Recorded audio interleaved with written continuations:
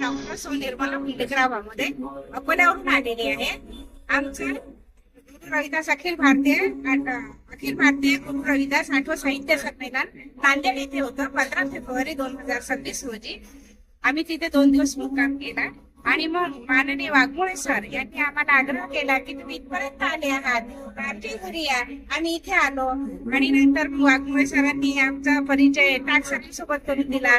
टाक सरांना ज्यावेळेला समजलं की आम्ही इथे आलेलो आहोत आणि आम्हाला दर्शन घ्यायचं आहे, टाक सर लगेच इथे हजर झाले आणि आम्हाला टाक सरांनी खूप छान 12 ज्योतिर्लिंगापैकी 5वं स्थान म्हणजे प्रसिद्ध आहे. आणि टाक सरांनी आम्हाला सविस्तर माहिती सांगितली. 3 नंदी असलेलं हे एकमेव असं 5वं ज्योतिर्लिंग आहे. त्याचप्रमाणे शंकर पार्वतीचा कडा असलेलं सुद्धा म्हणजे पार्वती आणि शंकर दोघंही एकत्र असलेलं असं हे वैजनाथांचं मंदिर आहे. खूप छान म्हटलं परत वैजनाथ मंदिर आलंय. आणि त्यातल्या त्यात आम्ही नेहमी फक्त साहित्यामध्ये वाचत होतो की अहिल्यादेवी होळकर यांनी 12 ज्योतिर्लिंगाचा उद्धार केला, जीर्णोद्धार केला.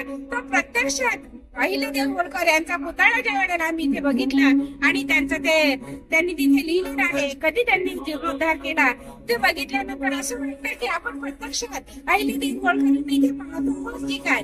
आणि मंदिरामध्ये इतकी छान व्यवस्था विश्वस्तरांनी सर्वात छान इतकं स्वच्छ आणि प्रसन्न वाटणारं एकदा निसर्गाच्या सानिध्यात आहे. परंतु इथलं विश्वस्त मंडळ आणि परळी वैजनाथाचे जे टाक सर आहे त्यांनी इथे खूप छान व्यवस्था केलेली आहे. आम्हाला सर्व मंदिर परिसरातली माहिती सांगितली, मंदिर परिसरातील दर्शन करून दिलं. त्याचप्रमाणे अभिषेक सुद्धा आमच्या हातून करून घेतला. त्याबद्दल टाक सरांचे सुद्धा आभार मानते. आणि वाघमोळे सरांमुळे आम्हाला हा योग घडून आला म्हणून त्यांचे सुद्धा आभार मानते.